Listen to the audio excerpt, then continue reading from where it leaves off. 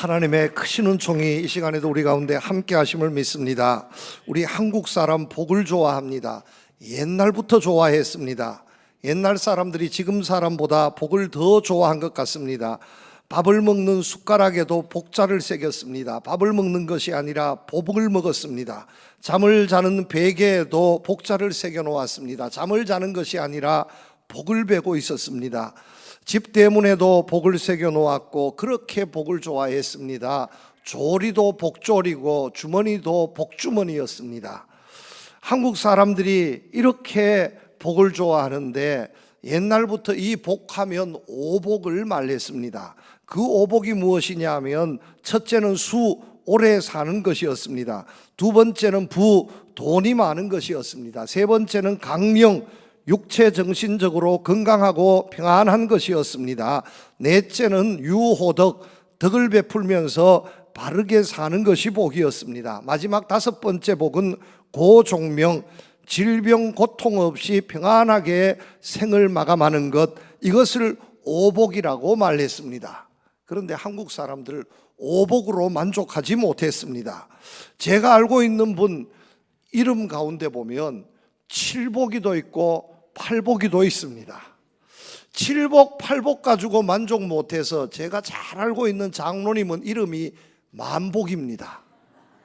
백복, 천복도 아니고 만복입니다. 얼마나 복을 받기를 원했으면 만복이라고 이름을 지었겠습니까? 여러분, 남자 이름에만 복자가 있는 것이 아닙니다. 여자분들 이름에도 만만치 않게 복자가 있었습니다. 복순이, 복자, 순복이, 복길이, 우리 성도님들 가운데도 이름에 복자 들어가 있는 이름이 얼마나 많이 있는지 모릅니다. 이름에 복자를 지어서 일평생 복을 누리며 살았으면 좋겠습니다. 어머니 아버지들의 그 기원이 이름에 쓰여져 있었습니다. 이렇게 복을 좋아하는 민족이 우리 민족이었습니다. 복을 좋아해서 복을 받았습니다. 말할 수 없는 복을 받았습니다. 그런데 문제는 그 복이 무엇이냐 하는 것입니다. 오늘 이 시대에 와서 옛날 우리 조상들 500년 600년 전에 우리 조상들, 그 이상의 우리 조상들은 단순히 돈만이 복이 아닙니다. 돈은 두 번째, 세 번째 복이었고 다른 복도 있습니다 하는 것을 가르쳤는데, 지금에 와서 보면 우리 한국 사람들 복하면 모든 것이 돈으로 연결되는 것 같습니다. 돈이 있으면 복이 있고 돈이 없으면 복이 없는 것으로 간주하는 오늘 이 시대의 모습이 아니겠습니까? 그래서 돈으로 모든 것을 해결하려고 합니다. 정치도 돈, 어떤 회사에 취업을 해도 좋은 일자리인지 나쁜 일자리인지 돈으로 해결을 하려고 하고요. 의사가 왜 그렇게 되려고 합니까? 돈이 되니까 되려고 합니다. 요즘요, 옛날같이 판검사 하지 않으려 합니다. 교수님 인기 없습니다. 왜냐하면 돈이 되지 않으니까. 우리나라 최고의 대학교 교수님이라 하면 전에는 돈이 있고 없고 간에 존경받았는데 지금은요, 누구도 하지 않으려 합니다. 돈 많이 주는 회사 들어가려고 합니다. 모든 것을 돈으로 연결시켜서 돈으로 그 사람을 판단합니다.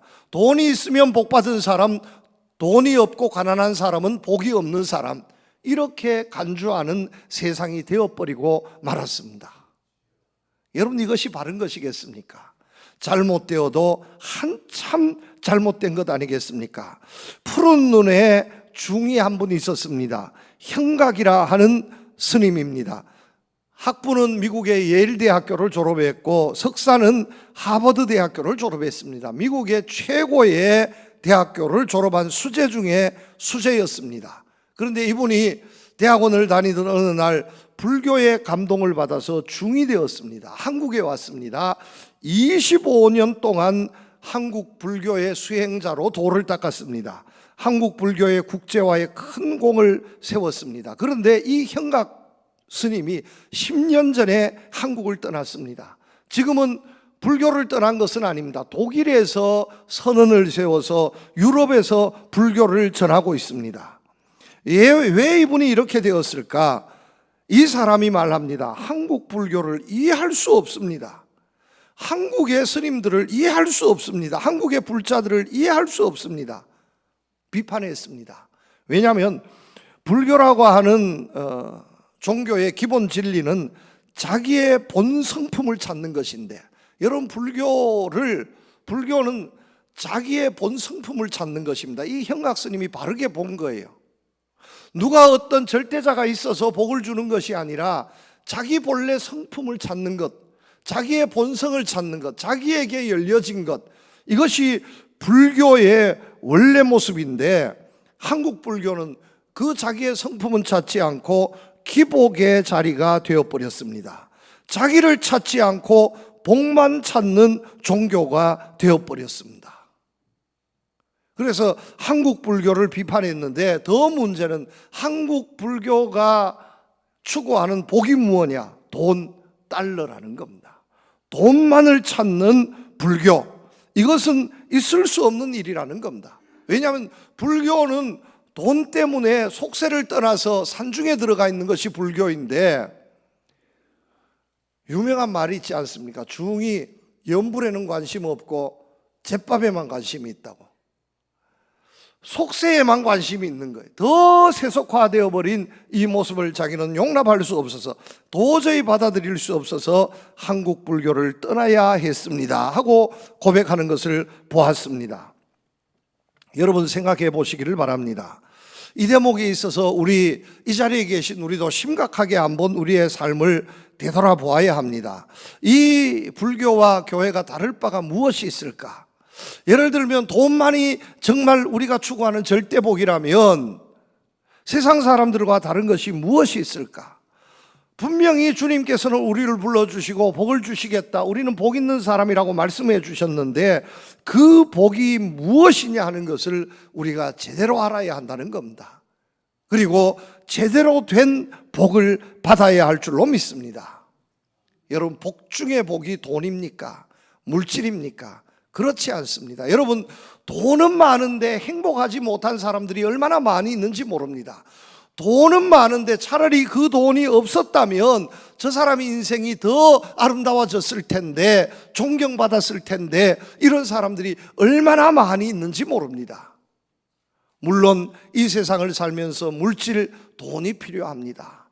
그러나 돈만이 전부가 아니다라는 것을 우리는 알아야 합니다. 우리는 진짜 복을 받아야 합니다. 사도 바울은 오늘 에베소 교회에 편지를 보내면서, 에베소 교회에 많은 사람들이 물질에 현혹이 되어 있었습니다. 물질, 돈에 빠져 있었던 이 에베소 교회를 향해서 여러분 복을 받으십시오. 그런데 우리가 받아야 할 복은 물질의 복이 아니라 신령한 복입니다. 신령한 복이 진짜 복입니다. 하나님이 주시는 복을 받아야지, 하나님만이 주실 수 있는 복을 받아야지, 세상에서 얻을 수 있는 것, 세상에서 적당히 열심히 일하면 얻을 수 있는 것, 그것도 복일 수 있지만 그것은 진짜 복이 아닙니다. 여러분, 신령한 복을 사모하시고 신령한 복을 받기를 축복합니다. 오늘 말씀을 우리에게 주셨습니다. 여러분, 우리가 받아야 할 복, 신령한 복입니다. 하나님만이 주실 수 있는 복입니다. 여러분, 세상에 물질의 복은 받았는데 하늘에서 주시는 하나님의 복을 받지 못했습니다. 그러면 이 사람의 인생은 실패한 인생입니다. 100년을 살아도 행복이 없고 만족이 없습니다. 그런데 하나님이 주시는 신령한 복을 받았습니다. 세상의 복은 별로 받지 못했습니다. 물질로도 가난하고 권세도 없습니다. 그래도요, 이 사람은 행복하게 살 수 있습니다. 물론 원하는 것은 우리가 신령한 복도 받고 이 세상의 복도 받으면 좋겠습니다마는, 순서적으로 따져봤을 때 이 세상의 물질의 복, 권세의 복, 이 세상 사람들이 추구하는 복이 우선이 아니라 하나님이 주시는 신령한 복을 먼저 받아야 한다는 사실입니다. 여러분, 축복합니다. 오늘 이 말씀을 잘 들으시고 신령한 복을 사모하시기를 축복합니다. 그리고 우리가 이미 신령한 복을 받은 사람이라고 하는 사실을 깨닫는 여러분들 되시기를 주님의 이름으로 축복합니다. 본문 말씀 3절에 보면, 찬송하리로다 하나님 곧 우리 주 예수 그리스도의 아버지께서 그리스도 안에서 하늘에 속한 모든 신령한 복을 우리에게 주시되 하고 말씀하고 있습니다. 세상의 복이 아니라 신령한 복입니다. 이 신령한 복을 우리에게 주셨습니다. 하나님께서 그냥 신령한 복을 하나 둘 주신 것이 아니라 모든 신령한 복을 우리에게 주신 줄로 믿으시기를 바랍니다. Every spiritual blessing, 하늘에 속한 모든 신령한 복을 우리에게 주셨습니다. 이 복은 하나님만 주실 수 있는 복입니다. 이 복을 받은 사람은 인생이 달라집니다. 이 복이 있는 교회는 의미가 달라집니다.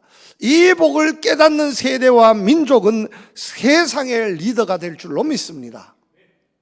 여러분 축복합니다. 바울이 신령한 복을 외쳐서 이 신령한 복을 받았던 교회가 로마 세계를 바꾸었던 것처럼 오늘 우리 교회와 성도님들이 신령한 복을 받고 혼탁해가는 이 세상, 무질서한 이 세상을 바꾸어갈 수 있는 우리 교회, 우리 성도님들이 되실 수 있기를 주님의 이름으로 축복합니다. 우리가 받아야 할 첫 번째 신령한 복입니다. 선택의 축복입니다. 우리는 하나님의 선택을 받아서 하나님의 자녀가 되었습니다. 내가 믿어서, 내가 결심해서 교회에 다니면서 하나님의 자녀가 된 것이 아닙니다. 하나님께서 선택해 주셨기 때문에 우리가 믿게 되었습니다. 하나님께서 택하지 않았다면 우리가 아무리 발버둥 쳐도 소용없었을 겁니다. 하나님께서 우리를 아무 조건 없이 선택해 주셨습니다. 하나님께서 우리를 선택해 주신 이유가 무엇입니까? 우리가 잘났고 똑똑하고 조건을 갖추었기 때문이 아니었습니다. 하나님의 무조건적인 선택이었습니다. 요한복음 15장 말씀에 보면 너희가 나를 택한 것이 아니요 내가 너희를 택하여 세웠다고 말씀하고 있습니다. 내가 교회를 택한 것이 아니고 내가 하나님을 택한 것이 아니고 하나님께서 교회를 택하셨고 하나님께서 나를 택해 주셨다는 사실을 믿으시기를 바랍니다. 이 세상에 많은 사람들, 수없이 많은 사람들 중에서 하나님께서 특별히 나를 택해 주셨는데 더 감사한 일은 4절 말씀에 보면 곧 창세전에 그리스도 안에서 우리를 택하사 우리로 사랑 안에서 그 앞에 거룩하고 흠이 없게 하시려고 이렇게 말씀하고 있습니다. 이미 하나님께서 우리를 창세전에 이 세상을 만들기 전에 계획을 세우셨는데 우리를 택해야 하겠다. 우리 포항성도교회를 택해야 하겠다. 포항성도교회 아무개 장로, 아무개 집사, 아무개 권사를 택해야 하겠다. 하나님께서 선택해 주신 줄로 믿으시기를 바랍니다. 하나님께서 선택해서 우리를 하나님의 자녀가 되게 해 주셨습니다. 그 기쁘신 뜻대로 우리를 예정하사 예수 그리스도로 말미암아 자기의 아들들이 되게 하셨으니 이는 그가 사랑하시는 자 안에서 우리에게 거저 주시는 바 그의 은혜의 영광을 찬송하게 하려는 것이라. 여러분, 우리를 택해서 우리를 머슴처럼, 우리를 종처럼 쓰시려고 택한 것이 아닙니다. 하나님의 아들, 하나님의 딸이 되게 해주시기 위해서 우리를 택해 주셨습니다. 사실 우리는 본질상 진노의 자녀들입니다. 그냥 내버려두면, 하나님 없었으면 지옥 가기에 합당한 존재들입니다. 아무짝에 쓸모없는 존재입니다. 100번 죽어도 할 말 없는 사람들입니다. 성경 말씀은 그래서 이 세상 모든 사람들이 본질상 진노의 자녀들이라고 말씀하고 있습니다. 그런데 이 멸망과 진노의 자녀에서 하나님께서 특별히 우리를 택해서 하나님의 아들이 되게 해주셨고 하나님의 딸이 되게 해주셨습니다. 얼마나 감사합니까? 여러분, 더 감격스러운 것은 신명기 7장 말씀에 보면 하나님께서 이렇게 말씀합니다. 하나님께서 이스라엘을 선택해 주셨는데 다른 조건 때문에 선택해 주신 것이 아니라는 겁니다. 비록 이스라엘은 작은 백성이었지만 내가 너를 기뻐하기 때문에 선택했다고 말씀하고 있습니다. 오늘 우리를 하나님께서 선택해 주신 이유는 단 하나입니다. 하나님께서 기뻐하셨습니다. 하나님께서 기뻐하시고 하나님께서 사랑하시고 하나님께서 좋아하셔서 우리를 선택해 주신 줄로 믿습니다. 그것이 이유입니다. 그리고 이 하나님의 기쁘심, 하나님의 사랑은 변함없이 오늘까지 계속되고 있습니다. 여러분, 하나님께서 우리를 보시고 어떻게 생각할까? 미워하실까? 짜증낼까?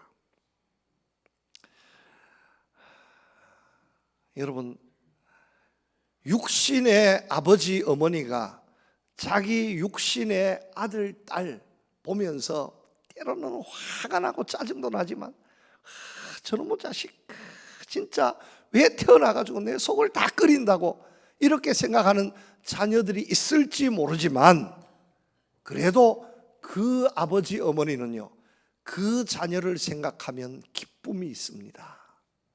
그 자녀를 생각하면 얼마나 행복한지 모릅니다. 말은 그래도, 말은 내가 왜 낳았노? 이렇게 얘기해도요, 속마음은 그렇지 않습니다. 저 아들, 저 딸이 없었으면 내가 어떻게 할꼬? 내 삶의 의미요, 기쁨이요, 보람입니다. 여러분, 이렇게 고백하는 거예요. 제가 잘 알고 있는 장애를 가진 아들을 둔 부모님이 있습니다. 어느 날 만났습니다. 아이고, 그 아들만 없었으면 얼마나 좋겠냐고 얘기하니까 정색을 하는 거예요. 목사님, 무슨 말씀하십니까? 내가 이 아들 때문에 삶의 용기를 얻었습니다. 힘들지만 내가 이 아들을 보면서 지금도 살아야 할 희망을 가지고 있습니다. 이건 얼마나 도전이 되는지. 우리 교회 성도님들 가운데 보면 문제 있는 분들이 있습니다. 제가 봐도 문제가 있는데 정말 현미경보다 더 엄밀하게 우리의 모든 것을 들여다보시는 하나님께서 우리의 문제를 왜 모르시겠습니까? 문제를 걸리면 한두 가지가 아니에요. 안 될 이유밖에 없습니다. 그런데 하나님 보시고 우리를 기뻐하실까요? 미워하실까요? 하나님께서 우리 교회와 여러분들을 보시고 기뻐하신다는 사실을 믿으시기를 바랍니다. 기뻐하시는 거예요, 여러분. 기뻐하셔서 선택해 주신 겁니다. 여러분, 아무리 우수한 자질을 가지고 있어도 하나님께서 선택해 주지 않으면 그 인생은 쓸모없는 인생, 실패한 인생입니다. 그러나 사울여 같은 사람이라 해도 하나님께서 선택해 주셨습니다. 그 인생은 보람있고 의미 있는 인생입니다. 우리 교회 창고에 가보면 지금 팔리지 않는 옷이 잔뜩 몇 박스가 있습니다. 선교지에나 갖다 주십시오. 도네이션 받은 옷입니다. 태액이 붙어 있습니다. 옷 하나에 몇만 원, 몇십만 원 태액이 붙어 있습니다. 그런데 여러분, 팔리지 않았습니다. 팔리지 않으니까 어떻게 됩니까? 쓰레기같이 되는 겁니다. 백화점에, 죽도시장에, 옷가게에 수없이 많은 옷들이 있습니다. 5만 원짜리, 10만 원짜리, 몇백만 원짜리 옷이 있습니다. 여기 백화점에 가봐도 양복 한 벌에 몇백만 원짜리 가격이 붙어져 있는 옷이 있습니다. 그런데 그 옷이 몇백만 원 가치를 알려면 누군가가 그 값을 주고 지불하고 그 옷을 선택해야 합니다. 그래서 그 옷을 입어야 그 가치가 있습니다. 그런데 500만 원, 1000만 원짜리 옷이라 해도 누군가 선택해 주지 않았습니다. 여러분, 그 옷은 결국 버려질 수밖에 없습니다. 싸구려가 될 수밖에 없습니다. 비록 싼 옷이라 할지라도 누군가는 선택해서 입어주면 가치가 있는 겁니다. 여러분, 하나님께서 우리를 선택해 주셨다는 겁니다. 그리고 그 선택을 후회하지 않습니다. 오늘도 우리 교회를 보면서, 여러분들을 보시면서 하나님이 기뻐하시고 계신다는 것을 믿으시기를 바랍니다. 하나님 앞에 선택받은 것보다 더 수지 맞은 것이 없습니다. 하나님이 날 택해 주셔서 이 자리에 있게 해 주셨다는 사실보다 더 수지 맞은 것이 없다는 겁니다.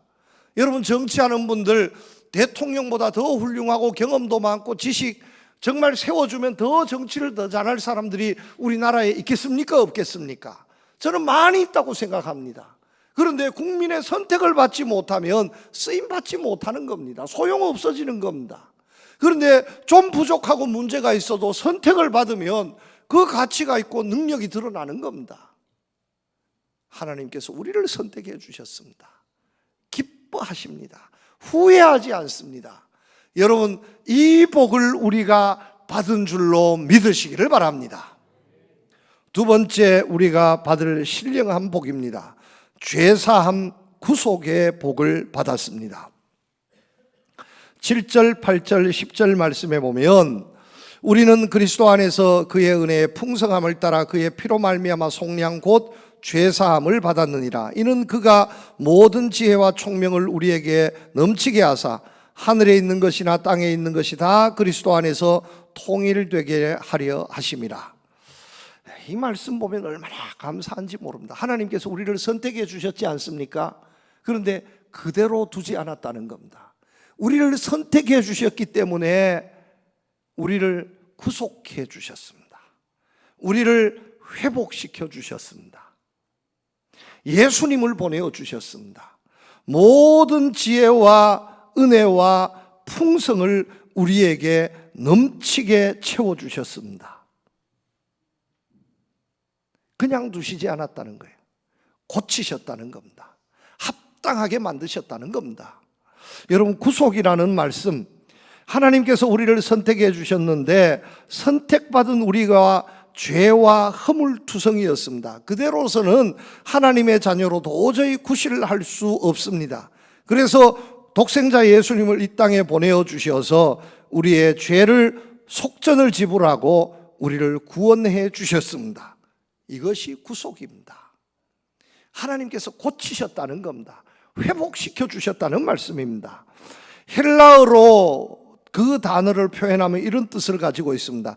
노예 시장에서 사용되던 용어인데 어떤 사람이 노예를 샀습니다.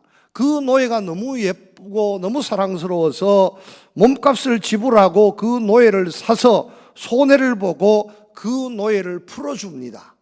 이것이 바로 구속입니다. 예수님의 십자가의 죽으심으로 우리의 죄의 대가는 지불되었습니다. 과거, 현재, 미래의 모든 죄가 용서받았습니다. 여러분, 새 사람이 된 겁니다. 선택만 해두시고 버린 것이 아니라 선택해 주시어서 우리를 하나님의 자녀가 되게 해주셨고 하나님의 자녀로 합당하게 살도록 모든 지혜와 총명을 우리에게 넘치게 부어주셨습니다. 그냥 두었으면, 하나님께서 수고하지 않았으면 쓰레기처럼 되었을 텐데 보석이 되게 해주신 겁니다. 여러분, 완전히 형질을 바꾸어 주신 거예요. 완전히 사람을 바꾸어 주셨습니다. 그의 마음을, 그의 삶을, 그의 성품을, 그의 삶의 의미를, 모든 것을 송두리째 바꾸어 주셨습니다. 여러분, 예수 믿고 변화되어야 할 줄로 믿습니다. 예수 믿으면 변화되게 되어 있습니다. 허물 많은 인생에서 깨끗한 인생으로, 쓸모없는 인생에서 쓸모있는 인생으로 변화되는 줄로 믿으시기를 바랍니다. 어떤 의미가 있어도 구속받은 자의 합당한 모습으로 하나님께서 우리를 변화시켜 주실 줄로 믿으시기를 바랍니다. 이것이 우리가 받을 신령한 은혜인 줄로 믿습니다. 미국에 한 젊은 피아니스트가 있었습니다. 론 쉐버린이라 하는 피아니스트였습니다. 이 사람은 캘리포니아 롱비치 주립대학에 피아노를 전공하는 학생이었는데 다운이라 하는 교회에 오르간을 연주하고 있었던 오르간 연주자이기도 했습니다. 그런데 이 청년이 어느 날 길거리를 지나가다가 맥주 캔이 잔뜩 쌓여 있는 것을 보았습니다. 문득 아이디어가 떠올랐습니다. 맥주 캔이 잔뜩 쌓여져 있는 것을 보면서 아이디어가 떠올라서 그 회사 사장을 만났습니다. 이 캔들을 저에게 주실 수 없습니까? 이 캔 뭐 하실 겁니까? 버릴 거다라는. 버리지 말고 저에게 주십시오. 제가 쓸 데가 있습니다. 다 치워드리겠습니다. 사장님이 할렐루야, 다 가져가라고. 아니면 이 쓰레기 버려야 하는데 어떻게 젖히고 올라놨는데, 그래서 쌓아두었는데 청년이 가져가겠다니까 얼마든지 가져가라고. 그래서 트럭을 가져가서 몇 트럭 자기 집으로 옮겼습니다. 그리고요, 그 캔의 뚜껑을, 위아래 뚜껑을 따내고 깨끗하게 소독하고 파이프가 되도록 납땜을 해서 연결을 시켰습니다. 맥주캔을. 그리고 맥주캔 무슨 캔 글씨가 쓰여져 있는 것을 도색해서 이렇게 다 지우고 파이프가 되게 했습니다. 3년을 그 작업을 했습니다. 그리고 그 파이프에 주둥이를 달고 파이프 오르간을 만들었습니다. 맥주캔으로 파이프 올겐을 만들었습니다. 진짜 좋은 파이프 올겐하고 소리는 다르지만 맥주캔을 연결해서 파이프 올겐을 만들었는데 그 소리도 묘한 것이 들을만 하더라는 거예요. 명물이 되었습니다.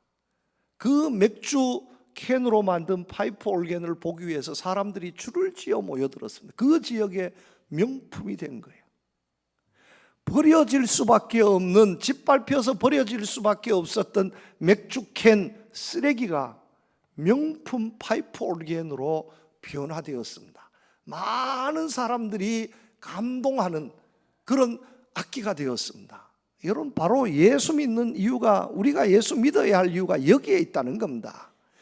예수님 없으면 우리는 버려진 캔 쓰레기 같은 존재입니다. 그런데 주님 손에 들려지니까 뭐가 되어도 되더라는 거예요. 주의 교회를 통해서 예수 믿어보니까 10년이 지나고 20년이 지나 보니까 뭐가 되어도 되더라는 겁니다. 깨끗하게 되고 의미 있게 되고 변화되고 되더라는 거예요. 온 나라가 몇몇 사람들의 범죄로 죄가 있냐 없냐 온 나라가 지금 떠들썩하고 있습니다. 어떻게 이 죄를 지울 수 있겠는가? 머리 좋은 사람이 혈안이 되어 있습니다. 그런데 여러분, 가장 간단한 방법이 있는데, 예수 믿으면 되는데, 주님이 택해 주시면, 주님이 그의 심령에서 역사하시면 깨끗하게 해결할 수 있는데, 여러분, 이것을 아직도 모르는 것 같습니다. 여러분, 축복합니다.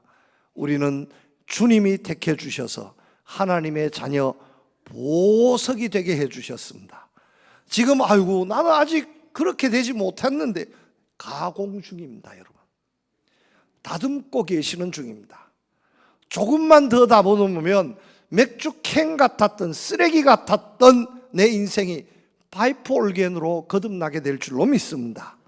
그때를 기다리시고요, 끝까지 내 가치를 폄하하지 마시고 존귀히 여기시고 자부심을 가지실 수 있는 여러분들 되시기를 축복합니다. 마지막 세 번째, 우리가 받을 신령한 복입니다. 인쳐 주셨습니다. 도장을 새겨 주셨습니다. 인쳤다라고 하는 것은 도장을 찍는 것을 말합니다. 옛날에 짐승이나 노예의 몸에 주인의 소유입니다 하는 불도장 화인을 찍습니다. 짐승은 주로 엉덩이에 찍고 귀에 찍고 노예는 이마에 찍고, 그래서 이 사람, 이 동물은 누구의 것입니다. 주인의 도장을 찍습니다. 변할 수 없습니다. 지울 수 없습니다. 죽을 때까지 그 주인의 것으로 살아야 합니다. 이것이 바로 인치심 도장입니다.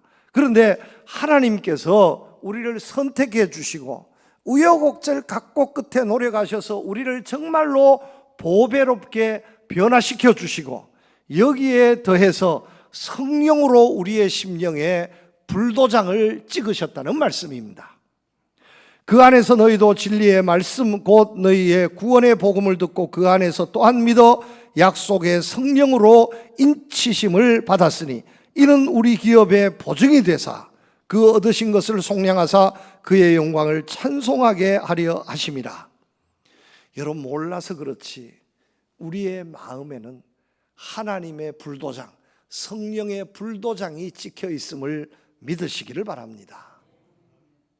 여러분, 우리가 보지 못해서 그런데 이미 알고 있습니다. 이미 우리의 심령에는 예수 그리스도의 도장이 찍혀 있습니다. 지울 수 있습니까? 지울 수 없습니다. 한번 찍은 도장은 파낼 수 없습니다. 영원토록, 목숨 다하고 영원토록 우리는 주님의 것인 줄로 믿습니다. 여기에 여러분, 이것이 속박이 아니라 이것이 은혜요 축복인 줄로 믿으시기를 바랍니다. 주님이 우리의 심령에 인치신 불도장을 찍었다라고 하는 것은 너희는 영원히 나의 소유야. 하나님께서 수천 년 수만 년 동안 이스라엘 백성 유대인을 버리지 않고 지금까지 지켜주시는 것처럼 오늘 우리 교회와 우리들도 지키시고 하나님의 것으로 하나님께서 보증하심을 믿으시기를 바랍니다. 하나님의 말씀을 지키고 하나님을 사랑하는 사람은 천대까지 은혜를 베풀어 주신다 했습니다. 하나님께서 보증해 주시는 겁니다. 인쳐 주시는 겁니다. 여러분, 유대인 혈통만 받았다 해서 유대인 되는 것이 아니었습니다. 유대인 남자는 표시가 있습니다. 할례를 받아야 했습니다. 아무리 유대인 같이 생겨도 보자, 한 바지 한번 내려봐라 해가지고 할례를 받지 않았으면 유대인 대접을 받지 못합니다. 그런데 유대인 같지 않는데 보니까 할례를 받았습니다. 유대인으로 대접해 주었습니다. 보여줄 수 있었습니다. 그런데 우리가 성령의 인치심으로 그리스도인이 되었는데 이것은 다른 사람들에게 보여줄 수 없습니다. 여러분, 성령의 인치심, 우리 마음을 어떻게 보여줄 수 없잖아요. 하나님의 분명히 도장이 찍혀져 있는데 보여줄 수 없습니다. 보여주지 않아도 된다는 겁니다. 보여주지 않아도 네가 안다는 겁니다. 내 몸에, 내 마음에, 내 심령에 예수 그리스도의 도장이 찍혀 있는 것은 사람들이 몰라도 너는 알고 있다는 겁니다. 너만 알면 된다는 겁니다. 다른 사람은 몰라도 너만 알면 된다는 말씀입니다. 여러분, 나는 하나님께서 보증해 주시는, 하나님께서 도장 찍어 주신 하나님의 사람인 줄로 믿으시기를 바랍니다. 다른 사람 인정 못 받아도 나는 그 도장을 확신하면서 살아야 합니다. 이것이 우리가 받을 신령한 축복입니다. 여러분, 이 도장이 찍혔다는 것 얼마나 감격스러운 일인지 아십니까? 어떤 미국 사람 한 사람이 프랑스를 여행하고 있었답니다. 시골 작은 마을 가게에서 목걸이 하나가 예뻐서 샀습니다. 비싸지 않는 헐값으로 주고 샀습니다. 그런데 미국으로 돌아오는데 프랑스 공항에서 세관을 통과하는데 이 목걸이가 문제가 되었습니다. 세금을 많이 내라는 겁니다. 그냥 가져갈 수 없다는 겁니다. 아니, 이거 헐값으로 주고 샀는데, 그래서 보증서도 없이 그냥 샀는데 뭘 세금 내? 아니다라는 거예요. 만만치 않는 비싼 목걸이라는 겁니다. 그래서 그 목걸이가 너무 좋아서 세금을 내고 미국으로 가져왔습니다. 비싸다 그러니까 확인해 보려고 보석상에 가져갔습니다. 감정해 주십시오. 감정사가 그 목걸이를 들여다보면서 뒤로 나자빠져 버렸습니다. 손님, 이 목걸이가 보통 목걸이가 아닙니다. 여기 좀 보십시오. 여기 좀 보십시오. 돋보기를 목걸이 뒷면에 쫙 들이대는 거예요. 깨알 같은 작은 글씨로 쓰여져 있는데 뭐라고 쓰여져 있냐? 조세핀에게 보나파르트 나폴레옹. 나폴레옹이 그의 부인 조세핀에게 선물해 준 목걸이입니다. 그게 굴러서 시골 보석상에 가 있었는데 세상에 진짜 보석인 거예요. 조세핀에게 보나파르트 나폴레옹. 프랑스에 있었으면 국보감입니다. 국보감.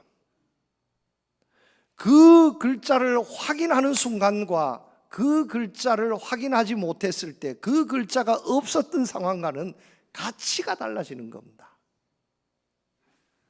우리에게 있어서는 하나님의 도장이 찍혀 있습니다. 여러분, 하나님의 도장이 찍혀 있어요. 여러분, 물건 살 때 뭐부터 봅니까? 여러분, 가방을 사든 옷을 사든 뭐 아니면 식품을 사든 물건 살 때 뭐부터 보십니까? 메이드 인 코리아? 메이드 인 차이나? 메이드 인 차이나 찍혀 있으면 어쩔 수 없어요. 메이드 인 코리아 있으면 비싸도 사는 거예요.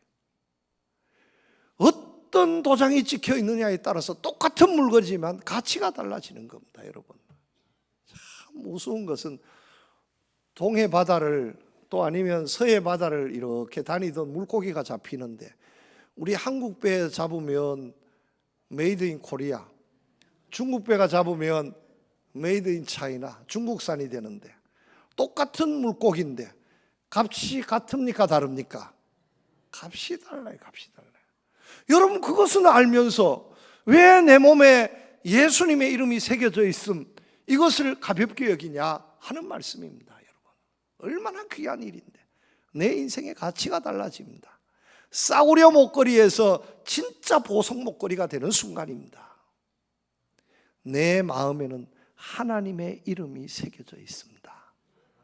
우리 모두는 이런 신령한 복을 받은 사람입니다.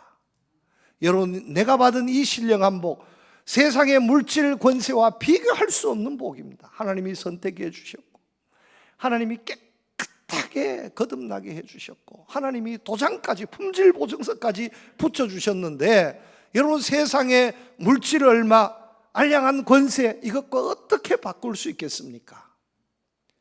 정말 우리는 복 있는 사람인 줄로 믿으시기를 바랍니다. 이 신령한 복을 누리며 하나님께 더 큰 영광 돌리는 우리 성도님들 다 되시기를 주님 이름으로 축복합니다.